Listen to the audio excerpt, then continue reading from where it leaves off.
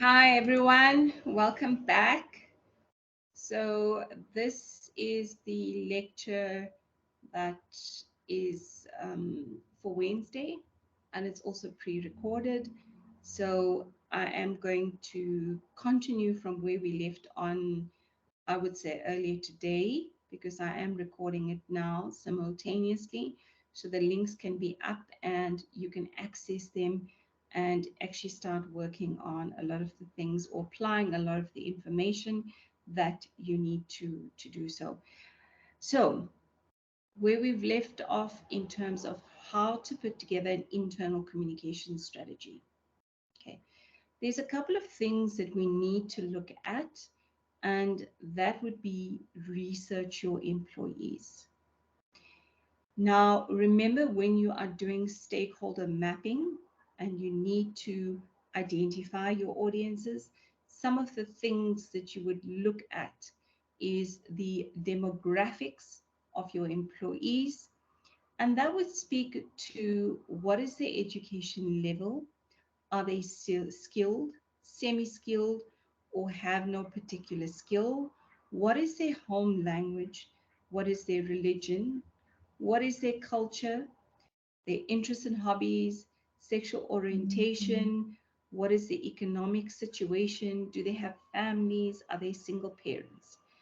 Now, the reason why we need to research employees is that you need to be able to understand your audience thoroughly in terms of who they are. It's getting to know people.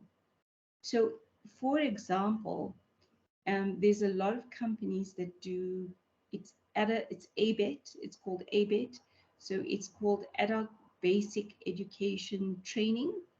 So for some employees who struggle maybe with English or any other aspect, right? Companies have now come on board and they say, yes, we've got this intervention in place and we're going to offer it to our employees. So there are some employees who go on this training, and I've covered many articles in terms of individuals or colleagues who have completed ABET training. They've done really well, and it's then published in the newsletter, and it's a very, very proud moment for them. Communication tools. Now, we have gone extensively. I've talked to you through to the communication tools, platforms extensively. So the main thing to remember is that it has to be customized in order to suit your staff or employees. Okay, so not all tools are going to work in your environment, and the tools that you implement, some may not work in another environment. There are some common ones that we have taken you through. E-newsletters and the internet will not work if your staff are not online. So if you're looking at someone, for example, on the shop floor who's on a production line, who's not sitting behind a computer for so many hours in the day, they're not going to be seeing that email or the link that you're sharing about the newsletter. What you have to do is what I did in that instance is that I would do online and print. So I would have printed copies of the newsletters, and these newsletters would go through to the sites where it would be distributed to all employees. The other thing is we also make sure that we have it electronically. So, for example, someone who is accessing their computer during their tea break can still access it. So I have a sort of a portal on the internet, which is the internal website that says company newsletters, and you can go and you can copy, you can download, you can print previous versions even. So what you need to also do is that the fact that you've uploaded it to that platform, somebody or most employees may not necessarily know that it's available on the internet. So what you have to do is you have to find a creative way of sending up a short message, say now available, the March 2023 and whatever the name of the publication is. So very often with the newsletters and magazines, you will find that they are given a name. So you generally, if it's a new platform or tool that you're introducing, run a competition for people to submit suggestions for name of the magazine. Open it up to the employees who are your target audience. So, and then once the name is selected, it's communicated widely. So when people see a newsletter and that name, they immediately know, if you mention this name, that it is referring to the newsletter. So 1 year strategy, we've mentioned, it's your internal communication strategy is a living document. You need to combine your messages with all the events that happen over a year, sporting events, religious, cultural, and national holidays. Now, what you're going to do and what works really well for me, and I'm speaking from my experience in terms of driving internal communication for an organization. So, although I have my 12 months planner and I did something maybe for Valentine's Day, and it worked phenomenally, right? I had a photo booth there, and people could go in, take a selfie, and submit a message. So you didn't, Valentine's Day, I believe in inclusivity. Not everyone is in a relationship. Not everyone is married. Not there's lots of single people. So in order to encompass that is to have a photo booth that speaks to Valentine's Day. People take selfies, and then you get to submit that with a nice message, and it works brilliantly. So those campaigns where I've implemented it, I have a separate, it looks like a flip chart paper, that size, right, next to it, and what worked well and what didn't work well. So on the one, I would have all the things in the campaigns that worked well and what I did. And then secondly, the ones that I implemented that weren't so great, that didn't work well. So things like Spring Day, you've got to do something. It's Spring Day. Ask people to dress up in their spring wear, not bikinis and shorts and whatnot. You also need to be specific, because if you say come dressed to welcome spring or summer, you might have someone coming in with nothing wrong with a bathing suit, but remember you're in a corporate environment. Specify, right, so that people have a clear understanding as to the appropriate dress wear that they've got to come in. So that is how I do my measurement and evaluation. I do it as I am implementing the plan. So what this does, it gives me at the end of the year a bird's eye view of what worked and what didn't work. So you have got to find, I'm not saying do what I am doing in terms of the way I have everything plotted. For me, the wall works best because I've had the space, and that it could instantly tell me. Also, it fosters innovation and creativity. When I look at something and I look, that worked really well, let's implement something else, and that could come up with another creative solution. Your end goal as a public relations practitioner specializing in internal communications is your employees represent the company. They are super important. They talk to customers, they talk to suppliers, shareholders, and community members. They are more educated and informed. The more educated and informed they are, the stronger the possibility that they will build relationships and help to grow the organization. So the reason for doing desk drops of a specific product is someone then going to their social media page and say, so proud to be associated with Unilever. Today, we got samples of the latest product, and I've tried it and it's brilliant, and. They are people who represent your company even in their social circles.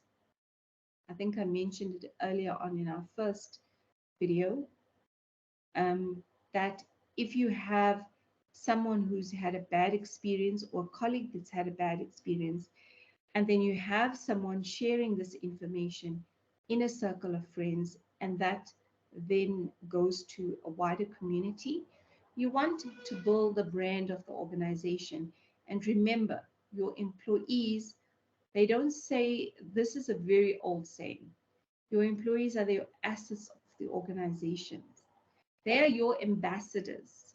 So treat them and invest in them the way, marketing teams invest or brand managers invest in external stakeholders or customers. Treat them and value them, and the rewards that it brings in terms of the intangibles. So a greater level of trust within the organization, understanding, and it just brings a different culture. So let's look at some of things that can be adopted. So for January, you have on your list induction program for all staff, saving up for Valentine's Day, surviving January newsletter. So how to get over the blues of January, because a lot of people in South Africa get paid early. Generally, companies pay salaries on the 25th or the last day of the month. In some parastatals, people get paid on the 20th. What happens in December is a lot of employees get paid early, round about the 15th of the month. So they have to ensure that their salary covers them through the entire December and spending and holidaying through to the end of January, when they're going to be receiving their next salary. It's a very long wait. If you've never been down that road, it can seem like eternity. A welcome to the new year email sent to all the staff from the CEO. Or it could be a simple message, something less formal than an email. It could be something on the screen with a message, a welcome note back to the office. Happy New Year messages. February, month of love, themed letter to go out with a focus on loving your body, mind. So not only for those people who are in relationships, loving yourself is also incorporated in the month of love. And I think you see it more and more. Articles on health and food to encourage staff to look after themselves and their families. Remember, if you have a healthy mom or dad who's working in an environment, they are getting information on how to keep themselves healthy. That will cascade through to their families in terms of living a healthier lifestyle. Invite staff to a Valentine's themed lunch. If the company has budget, if you have budget, by all means use it for that, specifically for Valentine's Day. Invites to go out a week before, staff to be advised what to wear red, all staff to get a goodie bag of chocolates when they leave the lunch. Notice board to be updated with reminders for staff to watch the State of the Nation address. Now, this is why I say to public relations students, read widely. Also, if you ask yourself this question, a lot of us know that today, Monday the 20th, is the planned shutdown by the EFF. Be inquiring in terms of your thinking, and be like a journalist. Besides the fact that you know that this is happening today on Monday, the reasons behind it. Why is the EFF doing a national shutdown throughout South Africa? Why? Okay. So when the State of the Nation address, when the president gives that speech, why it's important for staff to listen in. So also in February, it's the budget speech that also takes place. It gives you an indication of the economic state of the country, where we're at, what interventions are going to be put in place, if there's increases in sin taxes like your cigarettes and alcohol, sugar taxes, all of that is encompassed. Now, you can take it a step further. Apart from doing a reminder on your notice board that the State of the Nation address is being held, you would do a pop-up instead of putting it on the notice board, because you're not sure if everyone's going to read it. And then secondly, post the State of the Nation address on the home page of the intranet. The very next page will have key highlights which are going to impact people's lives. That is proper public relations. So in March, tax retirement, remember your tax returns as individuals have got to be done by a certain time. Tax retirement, investment theme newsletters to go out, keeping in line with the budget speech. Human Rights Day. Fun facts. What is Human Rights Day? Some people don't even know, and this is in all honesty. They don't know that 21 March is Human Rights Day. And why do we have Human Rights Day?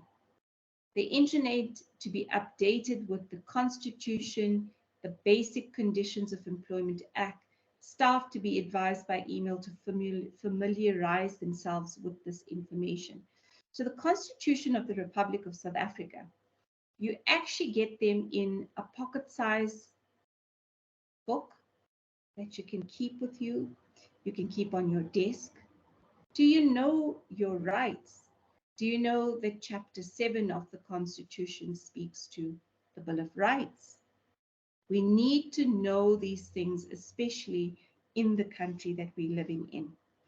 You will see that there are resources that have been posted in terms of the labor laws and stuff like that. I think it's mentioned further down. The April holiday newsletter to go out with bits of information on Easter, on Pesach, which is a Jewish holiday, to inform all staff, right? So the newsletter also includes information, safe driving and preparing your car for a road trip. Now, thinking proactively. April is the first real break that we have to have, for those in the working world, to take a few days extra leave, and you in fact get so much more in terms of time away from work. What will people be doing is they do local trips, international trips, for those who just want to take a drive down to KZN and go to the beach. We include information like you've got to think. People are going to drive by car, safe driving tips.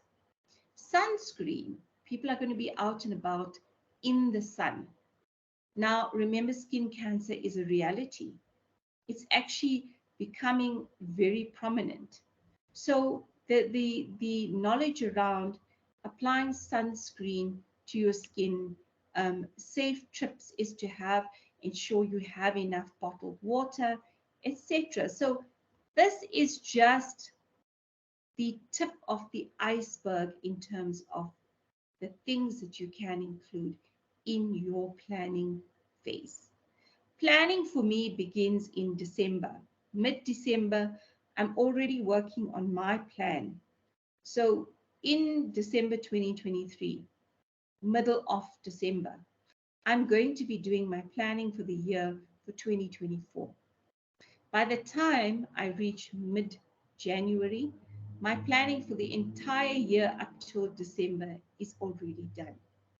But now that is an example of my type of planning. I like planning because it gives you enough time to prepare, to research, because you're not going to be posting. And guys, I think I need to just emphasize this. Don't take last year's information on Human Rights Day and put it on for this year. You got to change up the images and the information that you're communicating, right? Heritage Day, something huge. People dressing up, embracing diversity in South Africa.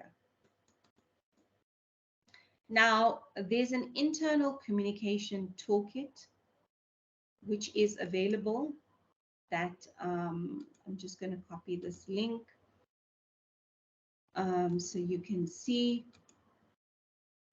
It is very important. There's information that we've put, and I'm going to stop sharing, and then I am going to share in terms of the screen that I've put up now.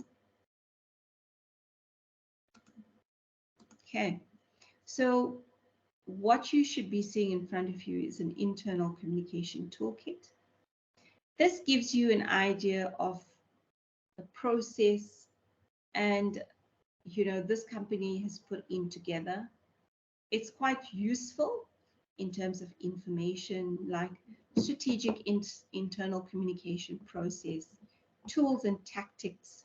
So tactics is your action plan, your implementation plan, case study. It talks about as far as in terms of, I'm just trying to get it up there. What is internal communication apart from what we've discussed today? So this toolkit is 56 pages long. Please ensure that even if you don't download, if you don't print it, download it and make use of that resources. There are resources out there that need to be used because it is so important as part of your learning journey. So please be mindful of that. And I want to go back to my screen in terms of the PowerPoint and where we are. So that is included, right, in the lesson plans as well as the roadmap includes. Now we're going to move on to social media etiquette for the workplace. Now, there is a link there that you can access as well in your own time. Remember the Constitution of the Republic of South Africa. One of the things it covers is freedom of speech, the right to be able to be heard, etc., etc. Okay. However, there is a fine line when you go into the corporate environment. Things will change slightly in terms of how you communicate on social media. And please listen carefully, because I've had so many students say to me, unfortunately, my social media is my social media. I can post what I want. Now, go and research cases where people post information on their own social media platforms, like Facebook, right? We'll use Facebook as an example, where they're sharing a post that is either racist, or they are saying something that is totally it's bordering on or is discrimination. Now, just say you're working at Unilever. Many companies today have in place what they call a media relations policy or a social media policy. More and more companies are doing this. I worked on the previous media relations one for my previous company and the social media. It says, yes, by all means you can post.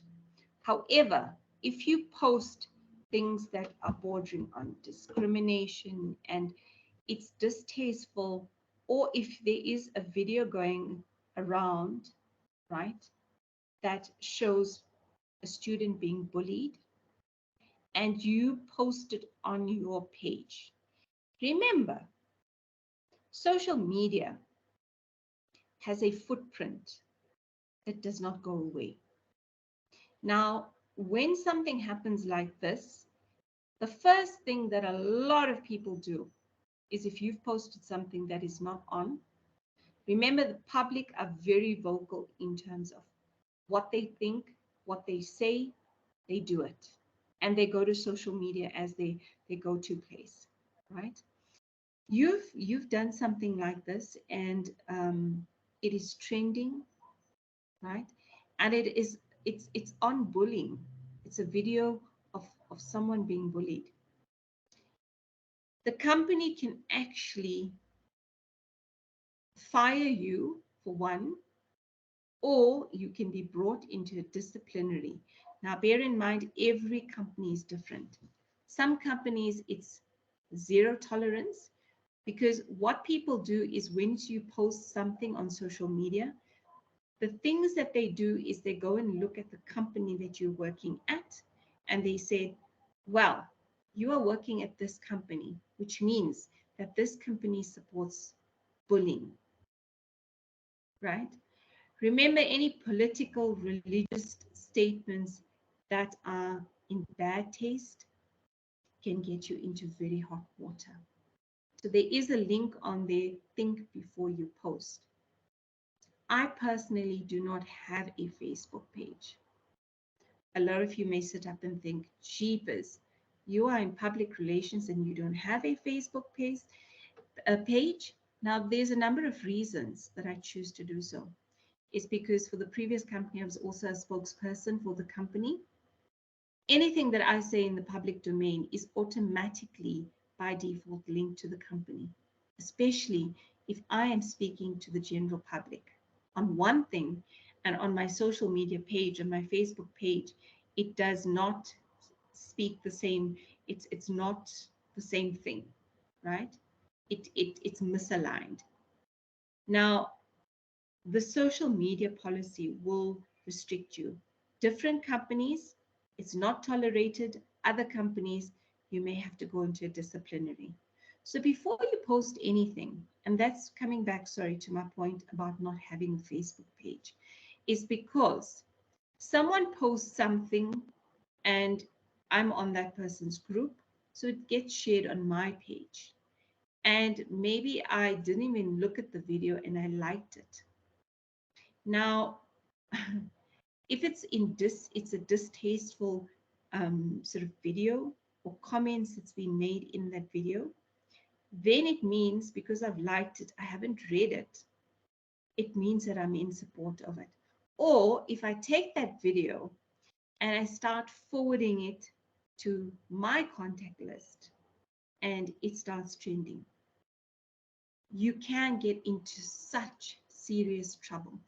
And guys, we've seen real life examples of this in companies that I've been in before.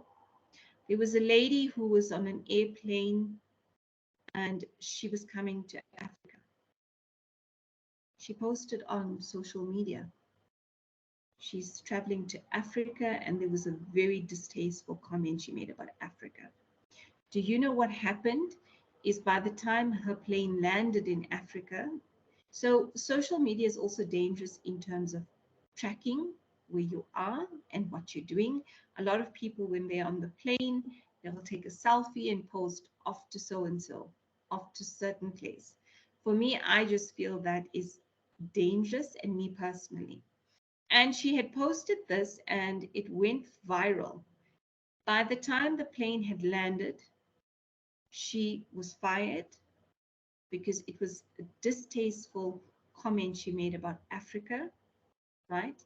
And there was a whole lot of people at the airport there to take her on in terms of saying, this, what you said, is not on.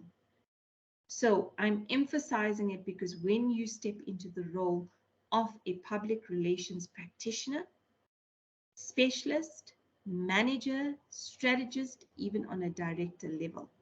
So for me to avoid things like that, I choose not to have a Facebook page.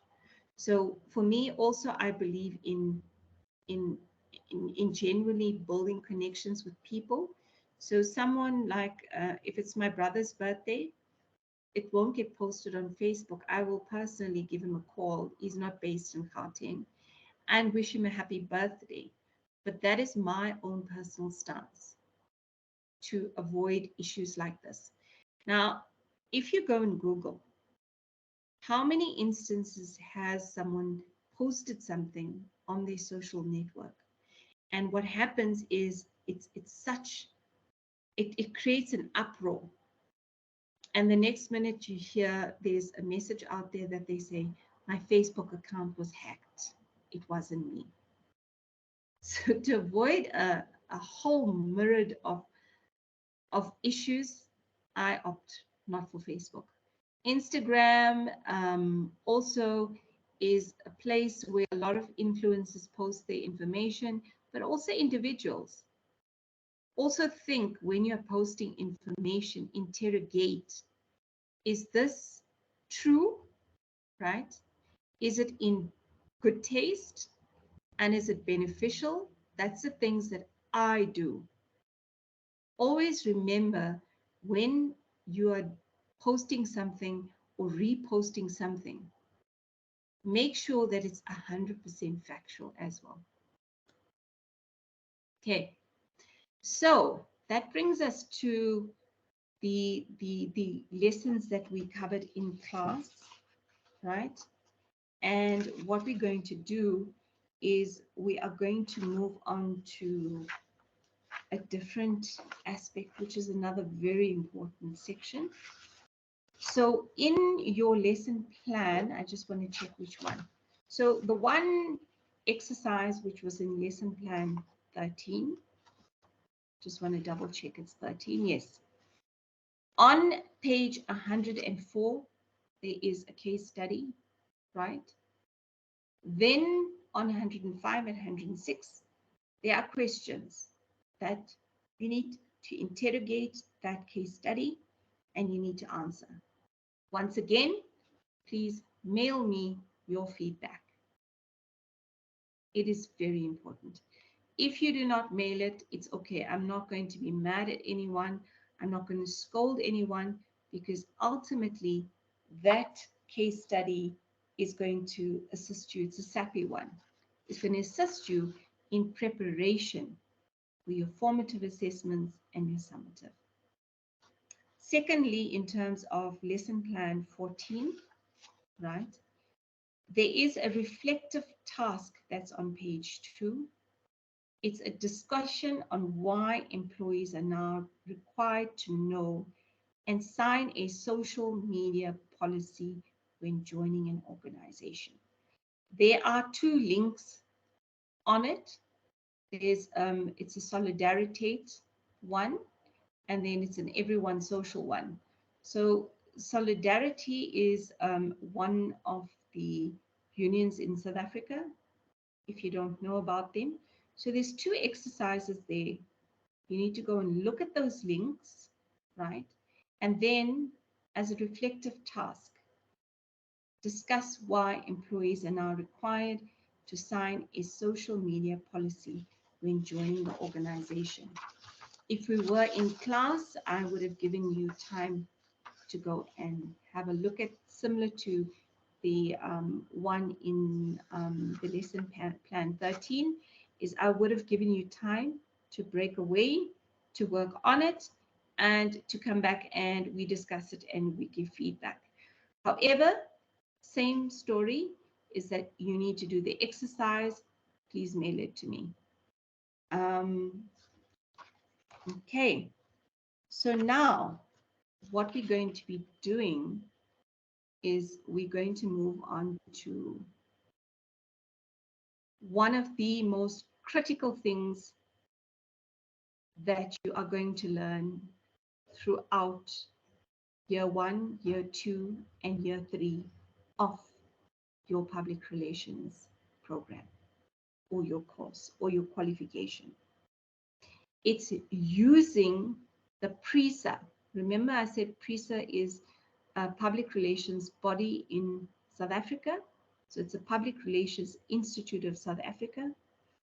They have come up with a 7-step plan to use or apply when doing a public relations program. Now, you may think, oh my word, I don't want to do this and that and all of that. But you need to understand that it is critical for you to understand this plan now in detail. Whether you have to listen to this recording again, whether you need, and you need to, apart from the lectures that we do, lectures are not meant to sit and give you, read what's in the lesson plan. The onus is on you to go and read the roadmap for the week, read the chapters that are involved or attached to the roadmap, read the lesson plans that are attached to that, right? And to get a better understanding. And where there's gaps, that is where we help you and we help reinforce the messaging in terms of what you've learned. Just in terms of lesson plan 15, right? On the bottom of page 1, there is Meltwater, right? I explained Meltwater. It's a media monitoring company. There's links in there. Then there's 2 case studies. One is called Tastix hashtag MyHeritage campaign. The other is NetBank and Leverages hashtag Team Up for KZN initiative. You need to discuss this with your colleagues, and what you need to do is you need to interrogate those campaigns, and you need to provide feedback on question 7 on page 118. So if you move through page 118, you will see that there are questions at the end that you've got to answer. It's the middle of the page, right? It starts, one of the questions is, in addition to PRISA's 7-step model, what other models are being used to develop PR programs? So you need to go and do some reading. So the case studies, we've shared the links to them in terms of, if you can't find them, let me know. But they all should be, and I just want to double check that it is in fact in here in your roadmap.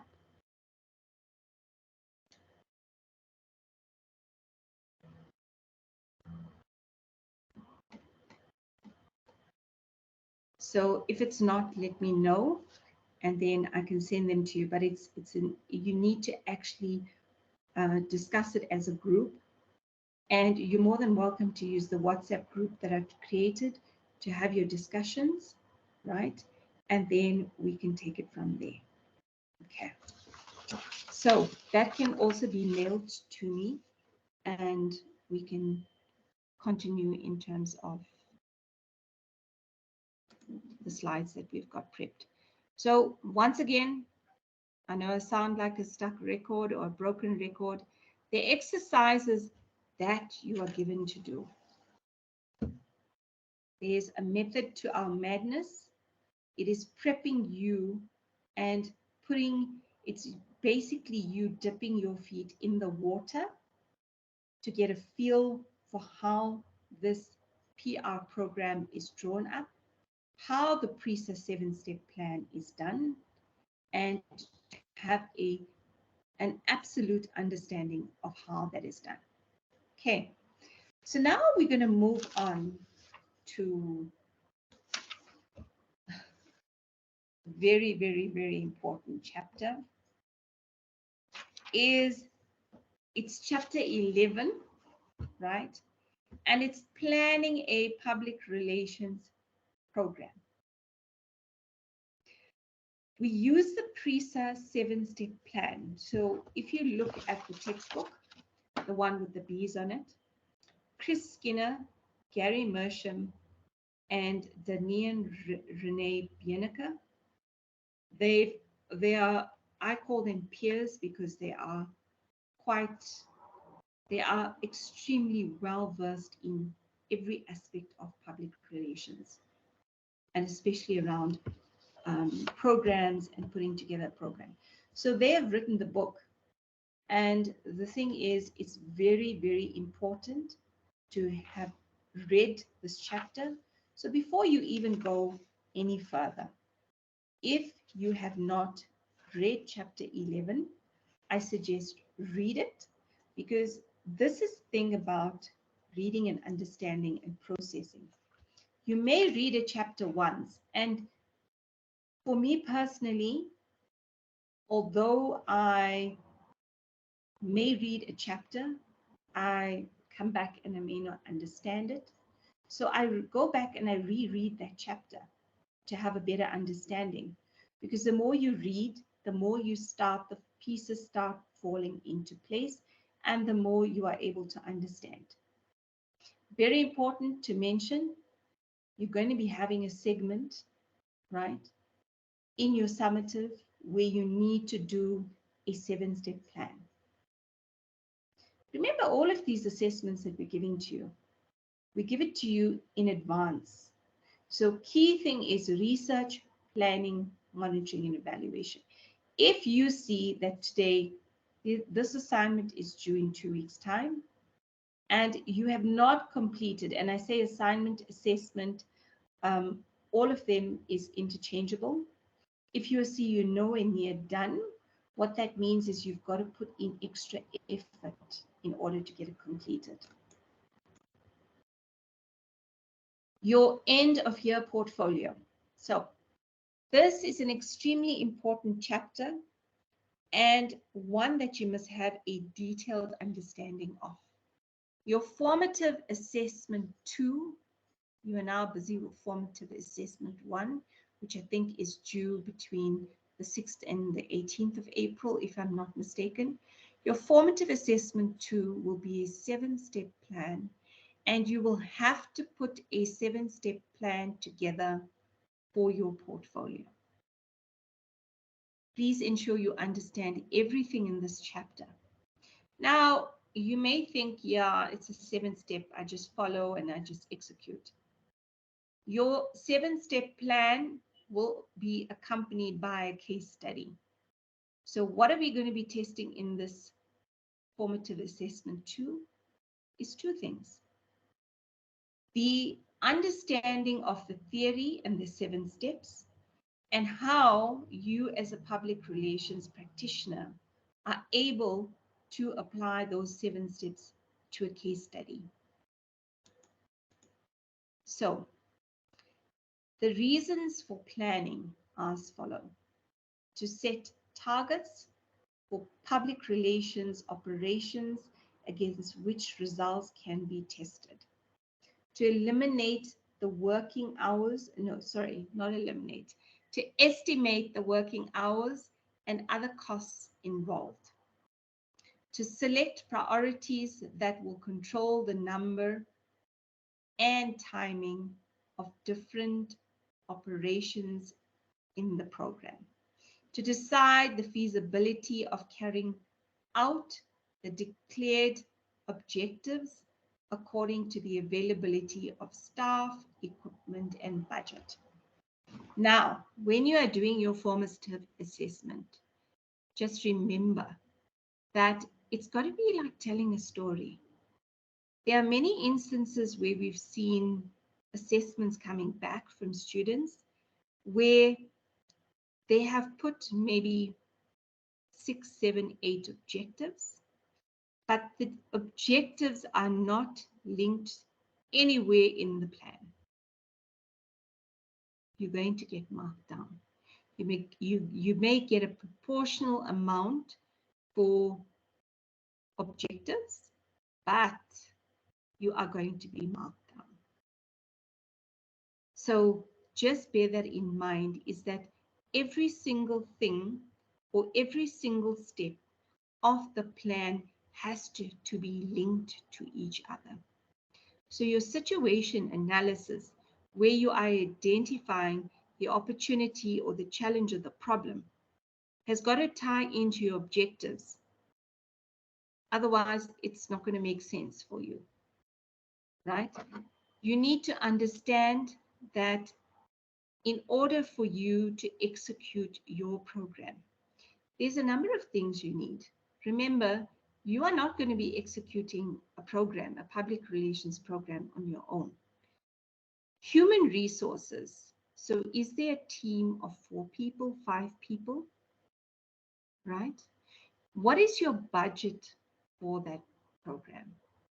Now, if your company or your boss has allocated 100,000 for that public relations program, if for some reason part of it, right, maybe you need to deviate and it's going to cost like maybe 2 or 3 thousand rand more, what is going to happen is that the likelihood is your boss might give you the money, or also as part of the process, they're going to establish that you are not able to do budgeting properly. Okay. Equipment. So if you are hosting a top singer, a hip hop or rap singer, right? And if you have not taken into consideration the cost of the equipment that's got to be on the stage, even your contingency amount that you put in might not cover it. So when we come to budgets, right, one of the things you're going to understand is that you need to, once you put your budget together in terms of the costs, right, you need to include what we call the contingency. A contingency is budget that's put aside. Some people do 10% of the total amount of the campaign. Some people do 20%. It varies, right? It's based on the company and their budget that they have allocated. What you're going to have to do is that contingency kicks in when you have anything unforeseen and you have got to buy, maybe the program lasted longer than anticipated and you need to organize meals for the team, right? The artists, so it's about 15 people you've got to organize dinner for. So you have in your contingency something that's not, it's for things that have not been planned and you did not foresee. That is when you would use a contingency. Okay. Other reasons for planning. So apart from the reasons that we've already mentioned, is to ensure the business strategy and PR strategy aligned. Now, what do we mean when we say this? When we are doing a public relations strategy, we don't do things in isolation. Remember, the company has got a mission, it's got values, it's got objectives. Why does the organization exist? Now, you have got to look at the company strategy, the objectives, the values, all of that, and make sure that it's tied in and aligned to what the business is actually trying to achieve. If the business is one of their goals and objectives, or under the objectives is to create more awareness of the brand, that is going to be linked to PR strategy. To ensure effectiveness of the public relations activities. So the reason is we plan, we do measurements, we do all of those things is to ensure that what we're doing in terms of the public relations activities actually support all of the work that we're doing, right? It ties into the objectives, it ties into the implementation plan. So remember, and if I forget to mention this later down, but if I do, I'm going to re-emphasize it. Your action plan or your implementation plan, words are used interchangeably, and they mean the same, need to be able to be linked to your objectives. So if you have an activity in your implementation or action plan that's not linked to an objective, then that's a problem, right? To provide return on investment of the spending of the organization. Now, public relations, generally in a lot of companies, but times are changing, their budgets are limited. It is limited. So when you look at a marketing campaign, the company has invested money, right, to do a sampling campaign, to create awareness of the product, because why do we want to do that? We want to get people to create the awareness around the product for them to purchase it. Now, when it comes to public relations, when you have progressed to a level where you need to present to a board, or you need to present to your director or the management team, they want to see is that you had 5 million for these public relations activities. What benefit did the company gain in terms of investing that money? And there's various ways of proving it. You can encapsulate it in graphs, you can demonstrate it with figures, you can demonstrate it with a whole lot of things. But just remember that you are going to have to be able to prove or show the value in terms of the investment that was given to you, the money that was allocated for those projects. To secure the credibility of the public relations practitioner and manager. So in anything that we do as public relations practitioners, we need to become those trusted advisors. So if a company has given you 5 million to implement a specific program and you have failed dismally at it, where does that leave your reputation? And further than that, the reputation of public relations. Because as public relations practitioners, one of the things that we have to do is to be able to position this and keep it. So because a lot of practitioners before me, before my time even, or whenever, have been able to demonstrate the value of public relations has therefore obtained a seat around the boardroom table. Because the practitioners that have continuously done this have positioned it as a strategic part of the business that is at the hub of everything we do. Because public relation, it cuts across every aspect of the business. It's not in isolation, so just bear that in mind. It cuts across through every part of the business.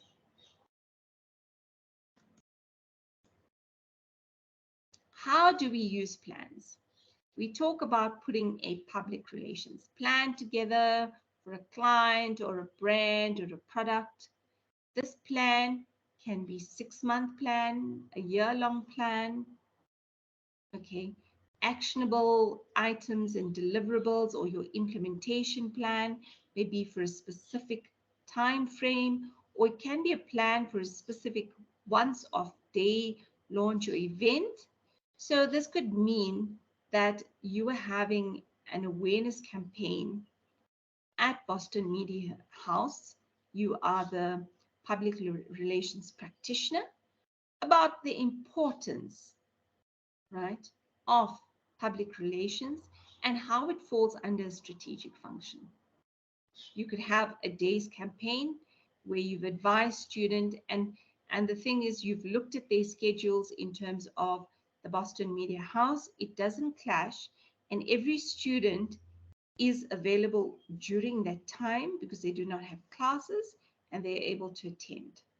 And to create awareness, so it runs for a day and then it finishes, and then it can be probably introduced at another stage, right? Understanding its uses and perfecting how to put a plan together is part of a daily public relations professional's life. This is what you're going to do on a daily basis when you enter a career in public relations, is that you have to wear so many hats. Firstly, you have to multitask. You have to be able to be agile when the environment is changing, when circumstances changing, when things don't go according to plan. You've got to be able to have that foresight to be able to change the course or direction and steer the ship. If you are the captain of the ship, steer it in another direction. If you see it's going to hit a boulder, what are you going to do? You're going to do everything in your power to safely change the course of the direction of the ship so it doesn't crash into the boulder. Now, we're going to actually just touch on these 7 steps, but the detail of it, I'm not sure if we're going to have time to actually cover it today, but let's see how far we can go. The overview of the PRISA 7-step planning model. The framework is already in existence, right? The very first step in it is defining the situation. So we call it a situation analysis. Remember, when you're doing analysis, it is looking at something under a microscope and to be able to analyze and interpret what is going on. Second very important step. Now, just taking you back to step 1. Remember, defining the situation analysis. It's not necessarily a challenge that the company is undergoing. It may be an opportunity that they've identified and they want to run with that, right? So it's not always, we don't apply the PRISA 7-step model when the company is in trouble and we need to achieve this and this. We also make use of this model when we identify an opportunity and we want to maximize the use of this opportunity. The second step is setting the objectives. I am going to constantly drum this into your minds in terms of how to write objectives, because this is probably one of the areas that's also very challenging to come up with proper objectives, to write them in the way that they are supposed to be written. Now, when you look at objectives, they are supposed to be written in a SMART format. We call it SMART, and so the S in SMART stands for specific. The M in SMART is measurable. The A in SMART is achievable or attainable. The R in SMART is realistic. Okay, and the T is, does it have a timeline or time frame? Now, for those of you who do not know the differentiation between a goal and objective, do yourself a favor and go and Google, research, use credible resources and research this, right? A goal is something that is very broad. It does not have specifics in it, right? Objectives, on the other hand, are written in a SMART format, which means it is the how of what you're going to achieve in your goal.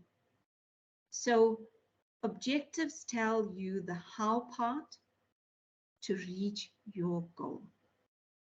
Okay, and we will break it down further, but please understand that objectives, you need to think carefully, because we see students struggling with this. I'm not sure why, but when we break it down, I'm going to explain it and hopefully you will understand it. And if you don't, go back to the recording and listen. Thirdly, the third step is determining the target audience. Now, what you're going to do in this section, you are going to understand your target audience by doing a stakeholder mapping. Remember, when you're going to look at your stakeholders, there's things like demographics. We no longer use higher income, lower income, middle income. There's a different way of explaining the earning power, if I can call it, of people. It's called the Living Standards Measure, and it's called LSM for short. Living Standards Measure, it gives you brackets in terms of the sort of income level of people. So you have an LSM, Living Standards Measure, of 1 to 10. People who are on living standards measure 9 and 10, it's the affluent, it's the wealthy who have sufficient financial resources. If you're looking at people on a bracket, say LSM 1 and 2 and 3, it could be that they have very little resources, right? They struggle to meet ends meet, or there's a whole host of it. Please go and read up on living standards measure 1 to 10. But just remember the 10, it means it's a very wealthy and affluent, people who own 50 property. I know that's just a simple example, but it's a silly example, but to try and make the point. And it works all its way down. Then you sort of gauge the gap in terms of where, like we said, we don't really use middle income. It's your middle income earners sit in a specific LSM bracket and so forth. You need to then do that whole stakeholder profiling where you look at age groups, income level, the living standards measure, the LSM. Then the fourth part of the model, the PRISM 7-step model, is developing the message. Now, if you are going to write a press release, you have to have a key message in it. What is that message going to be, right? So if you are talking about cybersecurity and the dangers, if you are doing a press release, your message could be the dangers of not understanding cybersecurity and the risks.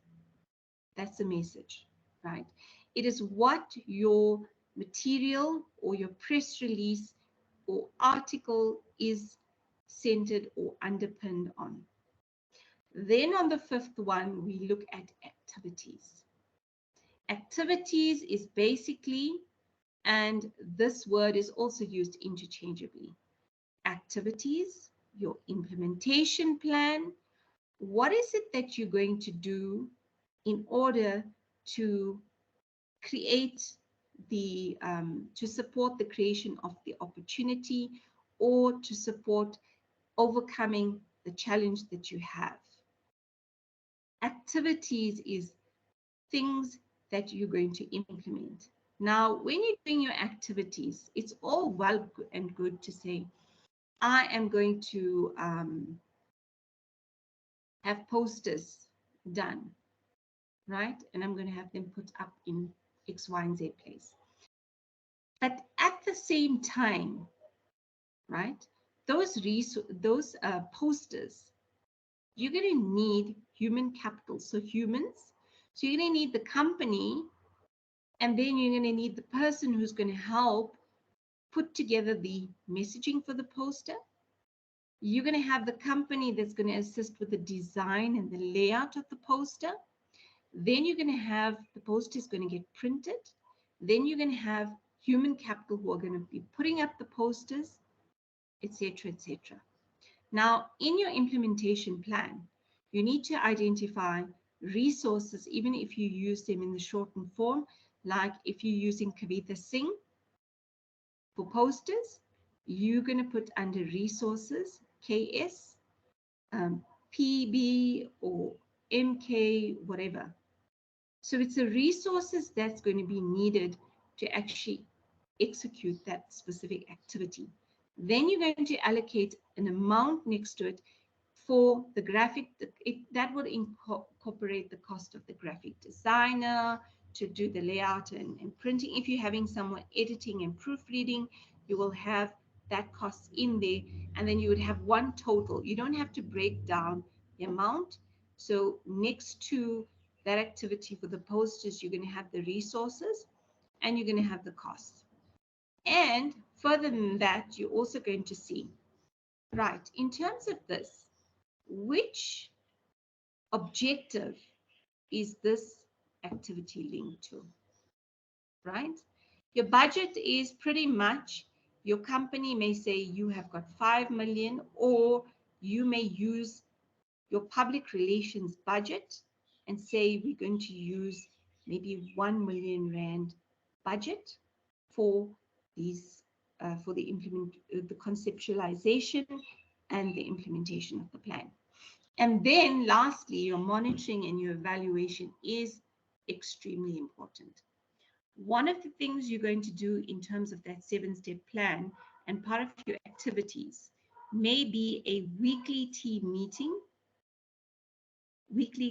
of the core members of the team, right? And what you do is you don't do your evaluation at the end. You've got to check for week 1. These are the activities we needed to do, right? These were the resources and the amounts. Week 1, have we achieved all of those activities, or have we only achieved 2 and we've not done the rest? Which means you are behind in terms of your project.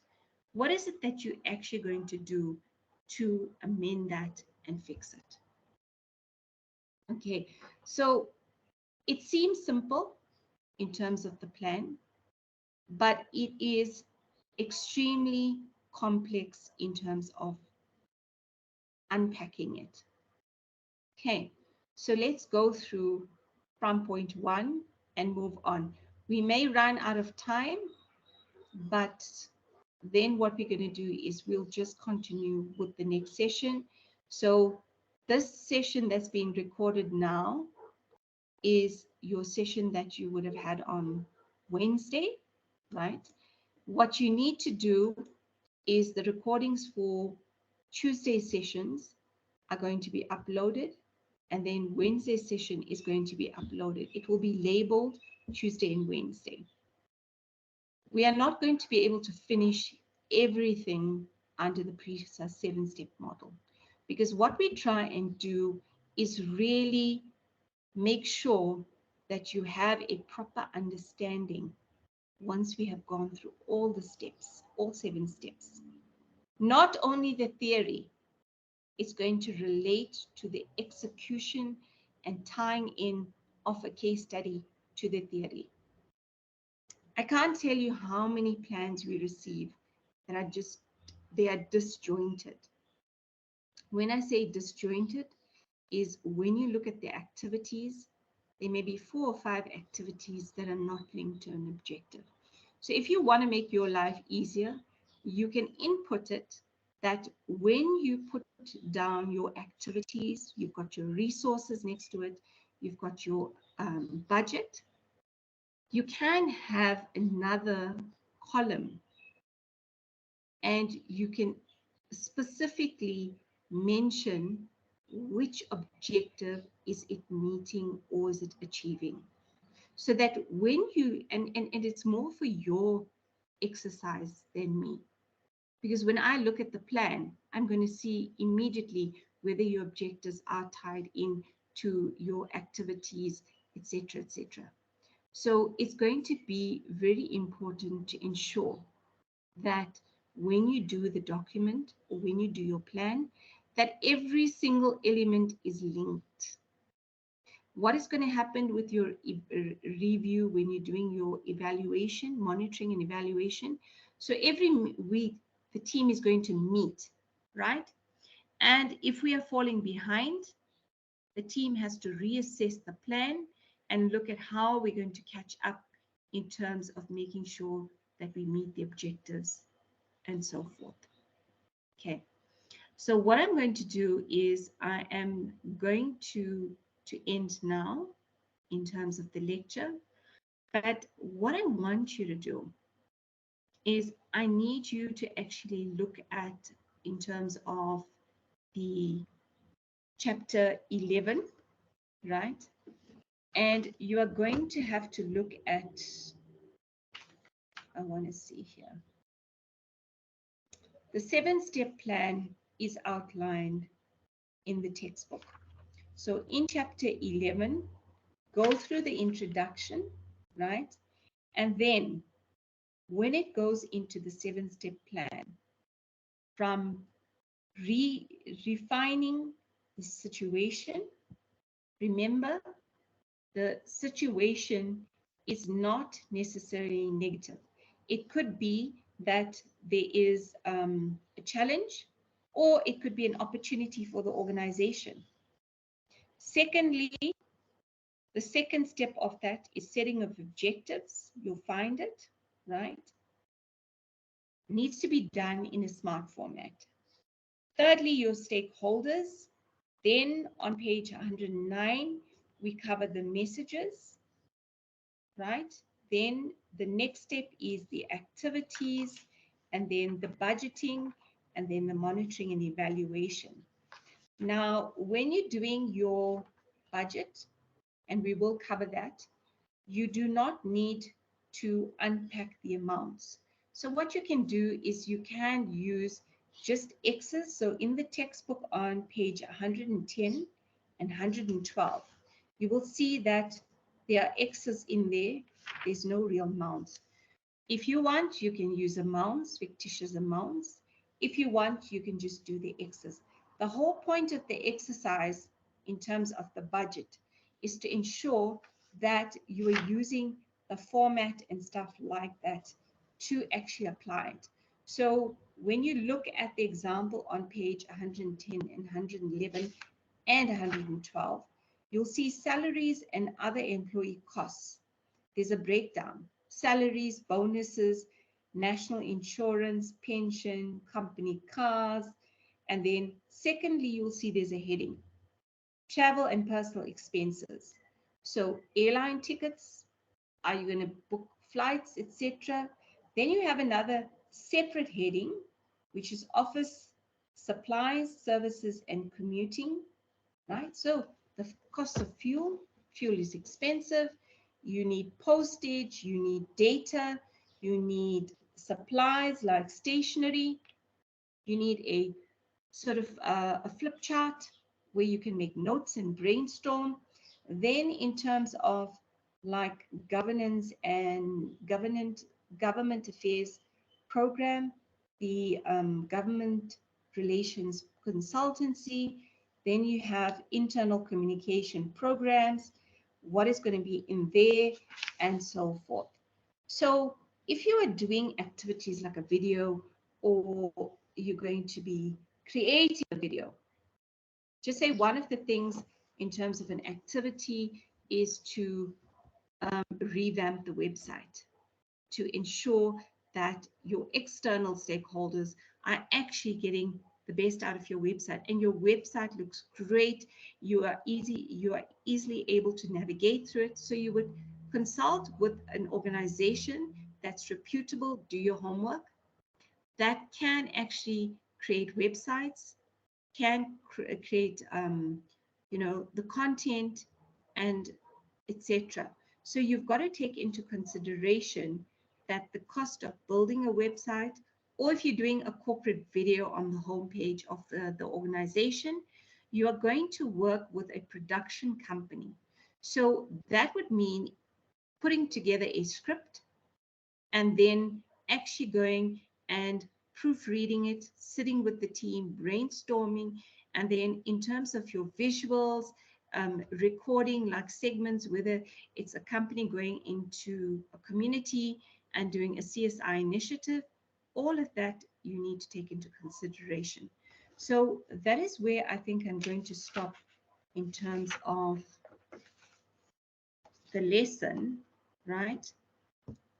Once again, I want to reiterate, when you're doing your stakeholders, you need to look at companies' websites like Statistics South Africa. And I just want to quickly look at, I just want to open this file and show you if it's on here. No, that's not the one.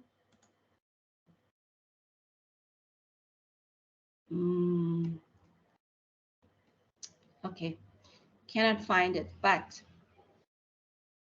that is the where we're going to leave it today. It's a lot to take in. Internal communications is so much more complex than I'm sure you've ever imagined, right? However, if you get it If you do this well and you really are successful at implementing a good internal communication program, um, the results or what you get in terms of the return on investment outweighs the actual money that has been outlaid in terms of getting to that point. So the example that I used earlier on is where a company we had looked at, and then again, also reiterating there is that you've got to have the support and buy-in of management in order for this initiative to be successful. So once you have the buy-in and support, right, and you implement this, and you see the culture, the levels of happiness within an organization is very poor, right?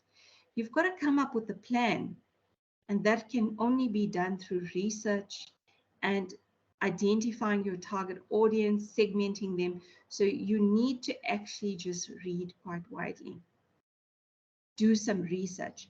So what I'm going to do is I'm going to stop the lecture here, and you have got homework to do, which you can please look at the homework that needs to be done and mail it through to me. Mail it through to me.